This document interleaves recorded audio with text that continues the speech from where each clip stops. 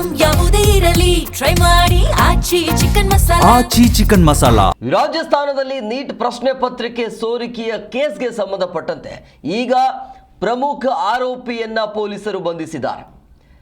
ಬಂಧಿತನನ್ನ ಶುಭಂ ಖೈರ್ನಾ ಅಂತೇಳಿ ಆತನ ಹೆಸರು. ರಾಜಸ್ಥಾನ ಪೊಲೀಸರಿಂದ ಸುಳಿವು ಸಿಗತ್ತೆ, ನಾಸಿಕ್ನಲ್ಲಿ ಅರೆಸ್ಟ್ ಮಾಡಲಾಗಿದೆ. ನಾಸಿಕ್ ಜಿಲ್ಲೆಯ ಇಂದಿರಾನಗರ ಪ್ರದೇಶದಲ್ಲಿ ಈತ ಲಾಕ್ ಆಗಿದ್ದಾನೆ.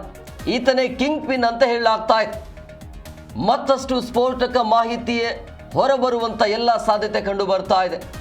ರಾಜಸ್ಥಾನದಲ್ಲಿ ನೀಟ್ ಪ್ರಶ್ನೆ ಪತ್ರಿಕೆಯ ಸೋರಿಕೆಯ ಕೇಸ್ಗೆ ಸಂಬಂಧಪಟ್ಟಂತೆ ಇದೇ ಮಂತು ಎಕ್ಸಾಮ್ ಆಗಿತ್ತು.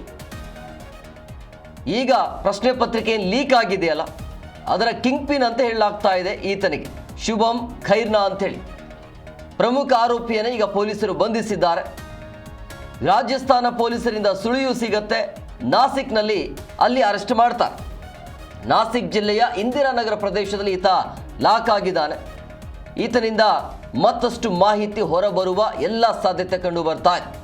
ನೀಟ್ ಪ್ರಶ್ನೆ ಪತ್ರಿಕೆ ಸೋರಿಕೆಯ ಕೇಸ್ಗೆ ಸಂಬಂಧಿಸಿದಂತೆ ತನಿಖಾ ಸಂಸ್ಥೆಗಳು ದೊಡ್ಡ ಯಶಸ್ಸನ್ನು ಸಾಧಿಸಿವೆ ಅಂತಲೂ ಕೂಡ ಹೇಳ್ಬೋದು. ಯಾಕಂದರೆ ಈತನಿಗೆ ಕೊನೆಗೂ ಕೂಡ ಅರೆಸ್ಟ್ ಮಾಡಿದಾರಲ್ಲ. ಸೊ ಪ್ರಕರಣದ ತನಿಖೆ ಈಗ ಚುರುಕುಗೊಂಡಿರುವ ಬೆನ್ನಲ್ಲೇ ಈ ಜಾಲದ ಹಿಂದಿರುವಂಥ ಮೊದಲ ಪ್ರಮುಖ ಆರೋಪಿಯನ್ನು ಈಗ ಬಂಧಿಸಲಾಗಿದೆ ಅಂತ ವರದಿ ಇದೆ. ಸೊ ಹಂಗಾಗಿ ಬಂಧಿತ ಆರೋಪಿಯನ್ನ ಶುಭಂ ಖೈರ್ನಾ ಅಂತೇಳಿ ಗುರುತಿಸಲಾಗಿದೆ. ನಾಸಿಕ್ ಜಿಲ್ಲೆಯ ಇಂದಿರಾನಗರ ಪ್ರದೇಶದಲ್ಲಿ ಈತ ಅಡಗಿರುವ ಬಗ್ಗೆ ರಾಜಸ್ಥಾನ ಪೊಲೀಸರು ನೀಡಿರುವಂಥ ಖಚಿತ ಮಾಹಿತಿಯ ಮೇರೆಗೆ ನಾಸಿಕ್ ಸಿಟಿ ಕ್ರೈಮ್ ಬ್ರಾಂಚ್ ಕಾರ್ಯಾಚರಣೆಯನ್ನು ನಡೆಸಿ ಈತನನ್ನು ಈಗ ಸೆರೆ ಹಿಡಿದಿದೆ. ಪತ್ರಿಕೆ ಸೋರಿಕೆ ಜಾಲದೊಂದಿಗೆ ಈತ ನೇರ ಸಂಪರ್ಕ ಹೊಂದಿದ ಅನ್ನೋದು ಬಲವಾದ ಶಂಕೆ ಇದೆ. ಹಾಗಾಗಿ ಇವತ್ತು ಹೊರಬಿದ್ದಿರುವಂಥ ಈ ಬೆಳವಣಿಗೆಯು ಲಕ್ಷಾಂತರ ವಿದ್ಯಾರ್ಥಿಗಳು ಮತ್ತು ಪೋಷಕರಲ್ಲಿ ಕುತೂಹಲ ಮೂಡಿಸಿದೆ. ಪ್ರಶ್ನೆ ಪತ್ರಿಕೆ ಹೇಗೆ ಸೋರಿಕೆಯಾಯಿತು ಮತ್ತು ಇದರ ಹಿಂದೆ ಯಾರಿದ್ದಾರೆ ಅನ್ನೋದ್ರ ಬಗ್ಗೆ ಈಗ ತನಿಖೆ ನಡೆಯುತ್ತಿರುವಾಗಲೇ ಈ ಮೊದಲ ಬಂಧನ ಆಗಿದೆ. ಸೊ ಈತನೇ ಆರಂಭ ಈಗ ಕಿಂಗ್ ಪಿನ್ ಅಂತ ಹೇಳಲಾಗ್ತಾ ಇದೆ. ಅಂದರೆ ಈತನಿಂದಲೇ ಎಲ್ಲ ಕಡೆ ಪಾಸ್ ಆಗ್ತಾ ಇತ್ತು ಆ ಪ್ರಶ್ನೆ ಪತ್ರಿಕೆ ಅನ್ನೋದು. ಸೊ ಹಂಗಾಗಿ ಬಂಧಿತ ವ್ಯಕ್ತಿಯು ಆತ ಯಾರ ಜೊತೆ ಕಾಂಟ್ಯಾಕ್ಟಲ್ಲಿ ಇದ್ದ ಅನ್ನೋದು ಗೊತ್ತಾಗಬೇಕು. ನಾಸಿಕ್ಕಿಂದ ಶುರುವಾಗಿ ಇರುವಂಥ ಸೋರಿಕೆ ದಂಧೆ ಇದು. ಅಲ್ಲಿಂದ 6 ರಾಜ್ಯಗಳಿಗೆ ನೀಟ್ ಹಬ್ಬಿದ್ದು ಒಂಥರ ರೋಚಕ ಕಥೆ ಇದು. 6 ರಾಜ್ಯಗಳಿಗೆ ಈತ ಪ್ರಶ್ನೆ ಪತ್ರಿಕೆ ಹಂಚಿಕೆ ಮಾಡಿದ್ದಾನೆ ಅನ್ನೋದು. ಸೊ ಮೊದಲು ನಾಸಿಕ್ನಲ್ಲಿ ಸಭೆಯನ್ನ ಮಾಡಿರ್ತಾನೆ ಈ ಕಿಂಗ್ ಪಿನ್. 1 ಪ್ರತಿ ಹರಿಯಾಣಕ್ಕೆ ಈ ಆಸಾಮಿ ರವಾನೆ ಮಾಡಿದ್ದ ಅನ್ನೋದು. ಪ್ರತಿ ಸೆಟ್ನ 10 ಪ್ರತಿಗಳನ್ನು ಮುದ್ರಿಸಿ ಈತ ಹಂಚಿಕೆಯನ್ನು ಮಾಡಿದ್ದಾನಂತೆ. ಜಮ್ಮು, ಆಂಧ್ರ, ರಾಜಸ್ಥಾನ, ತೆಲಂಗಾಣಕ್ಕೆ ಶಿಫ್ಟ್ ಮಾಡಿದ್ದಾನೆ. ಕೊನೆಗೂ ಕೂಡ ಈತ ಸಿಕ್ಕಿ ಬಿದ್ದಿದ್ದಾನೆ. ಈತನ ಹಿನ್ನೆಲೆ ಏನು, ಈತ ಯಾರು, ಈತನ ಜೊತೆ ಯಾರಿದ್ದಾರೆ, ಇದೆಲ್ಲ ಆಯಾಮದ ಮುಖಾಂತರ ಈಗ ತನಿಖೆ ಆಗಬೇಕು. ಇವಾಗ ಮತ್ತಷ್ಟು ಮಾಹಿತಿ ನೀಡ್ತಾರೆ ನಮ್ಮ ಪ್ರತಿನಿಧಿ ಅನಂತರಾಮಯ್ಯ ಫೋನ್ ಸಂಪರ್ಕದಲ್ಲಿದ್ದಾರೆ. ಅನಂತರಾಮಯ್ಯ, ಕೊನೆಗೂ ಕೂಡ ಈ ಕಿಂಗ್ ಪಿನ್ ಅನ್ನ ಬಂಧನ ಮಾಡಲಾಗಿದೆ. ಸೊ ಹೇಗೆ ಮುಂದೆ ತನಿಖೆ ಯಾವ ರೀತಿ ಆಗತ್ತೆ, ಈತನ ಹಿಂದೆ ಇರೋರು ಯಾರು, ಈತನ ಬಗ್ಗೆ ಏನಾದರೂ ಮಾಹಿತಿ ಸಿಗ್ತಾ ಇದೆಯಾ? ಶುಭಂ ಕರ್ನೈ ಅಂತ ಹೇಳ್ಬಿಟ್ಟು ಈಗಾಗಲೇ ಏನು ಈ ಒಂದು ನೀಟ್ ಎಕ್ಸಾಮ್ ಪ್ರಶ್ನೆ ಪತ್ರಿಕೆ ಸಂಬಂಧಪಟ್ಟಾಗೆ ಈಗಾಗಲೇ ಏನು ನಾಸಿಕ್ ನಿಂದ ಒಬ್ಬ ಆರೋಪಿತನನ್ನ ಈಗಾಗಲೇ ಏನು ಸಿಬಿಐ ಅವರು ತಮ್ಮ ಒಂದು ಕಸ್ಟಡಿಗೆ ತಗೊಂಡಿದ್ದಾರೆ ಮತ್ತೆ ಆತನ ಮುಖಾಂತರ ಎನ್ಕ್ವೈರಿ ಕೂಡ ಶುರು ಮಾಡಿದ್ದಾರೆ.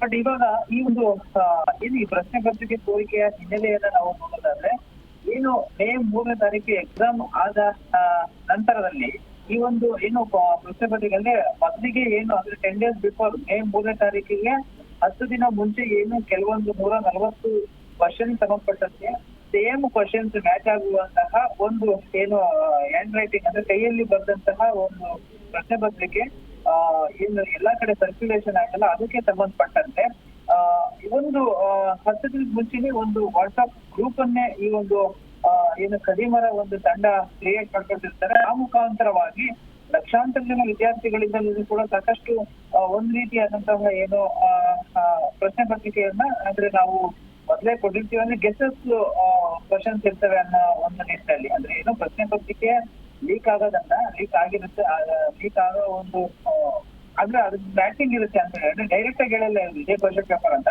ಬಟ್ ಮ್ಯಾಚಿಂಗ್ ಇರುತ್ತೆ, ಇವೇ ಗೆಸಸ್ ಕ್ವಶನ್ಸ್ ಅಂತ ಹೇಳ್ತಾರೆ. ಬಟ್ ಅದು ಎಕ್ಸಾಮ್ ಆದ ನಂತರದ ದಿನಗಳಲ್ಲಿ ಆ ಪ್ರಶ್ನೆ ಪತ್ರಿಕೆಗೂ ಮತ್ತೆ ಮೊದಲು ಸರ್ಕ್ಯುಲೇಷನ್ ಆಗಿರುವಂತಹ ಕೆಲವೊಂದು ಪ್ರಶ್ನೆ ಪತ್ರಿಕೆ 140 ಪ್ರಶ್ನೆ ಪತ್ರಿಕೆಗಳಲ್ಲಿ ಮ್ಯಾಚ್ ಮಾಡಿ ನೋಡಿದಾಗ ಸೇಮ್ ಆನ್ಸರ್ ಸೇಮ್ ಕ್ವಶನ್ಸ್ ಅಲ್ಲಿ ಇರುತ್ತೆ. ಹೀಗಾಗಿ ಇದು ಕೆಲ ದಿನಗಳ ನಂತರ ಅಂದ್ರೆ ಎಕ್ಸಾಮ್ ಆದ ಅಂದ್ರೆ ಏನು ನಂತರದಲ್ಲಿ ಈ ಒಂದು ವಾಟ್ಸ್ಆಪ್ ಗ್ರೂಪ್ ಅಲ್ಲಿ ಸರ್ಕ್ಯುಲೇಷನ್ ಆಗಿದೆ. ಬಿಫೋರ್ 10 days ಅಲ್ಲಿ ಇದಾಗಿದ್ರಿಂದಾಗಿ ಅನುಮಾನ ಬಂದು ಈ ಬಗ್ಗೆ ದೊಡ್ಡ ಮಟ್ಟದಲ್ಲಿ ನಿನ್ನೆ ಕೂಡ ಏನು ಈ ಒಂದು ವಿಚಾರ ಬಹಿರಂಗ ಆದಂತಹ ಸಂದರ್ಭದಲ್ಲಿ ದೊಡ್ಡ ಮಟ್ಟದಲ್ಲಿ ಇದ್ರ ಬಗ್ಗೆ ವಿರೋಧ ಕೂಡ ವ್ಯಕ್ತ ಆಯಿತು. ಆ ಹಿನ್ನೆಲೆಯಲ್ಲಿ ಏನು ಈ ಒಂದು ವಿಚಾರವನ್ನ ಏನು NTE ಅದು ಕೂಡ ಏನು ಈ ಒಂದು ವಿರೋಧವನ್ನ ವ್ಯಕ್ತವಾಗಿದ್ದರಿಂದಾಗಿ ಪೋಷಕರಿಂದ ಮತ್ತು ವಿದ್ಯಾರ್ಥಿಗಳಿಂದಲೂ ಕೂಡ ಸಾಕಷ್ಟು ಆಕ್ಷೇಪಗಳು ಮತ್ತು ವಿರೋಧ ವ್ಯಕ್ತ ಆಗಿದ್ದರಿಂದಾಗಿ ದೊಡ್ಡ ಮಟ್ಟದ ಪ್ರತಿರೋಧ ಕೂಡ ವ್ಯಕ್ತ ಆಯಿತು. ಆ ಹಿನ್ನೆಲೆಯಲ್ಲಿ ಈಗಾಗಲೇ CBI FIR ಅನ್ನ ದಾಖಲೆ ಮಾಡಿಕೊಂಡು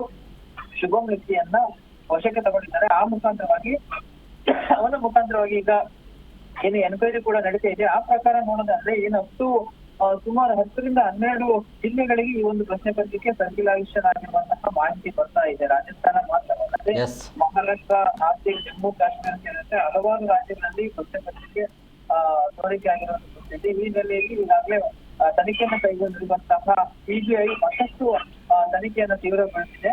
ನೋಡ್ಬೇಕು ಇನ್ನ ಈ ಒಂದು ಜಾಗದಲ್ಲಿ ಯಾರ್ಯಾರಿದ್ದಾರೆ ಮತ್ತೆ ಏನು ಒಂದ್ ವೇಳೆ ಏನಾದ್ರೂ ಬೋರ್ಡ್ ಇಂದ ಯಾರಾದ್ರೂ ಇನ್ವಾಲ್ವ್ ಇರ್ತಾರ ಅನ್ನೋ ಬಗ್ಗೆ ತನಿಖೆ ನಡೆಸ್ತಾ ಇದ್ರೆ ಆನಂತರ ಗೊತ್ತಾಗ್ಲಿದೆ. ಓಕೆ, ಥ್ಯಾಂಕ್ ಯು ಅನಂತ್ ನಿಮ್ಮೆಲ್ಲ ಡೀಟೇಲ್ಸ್ಗಾಗಿ.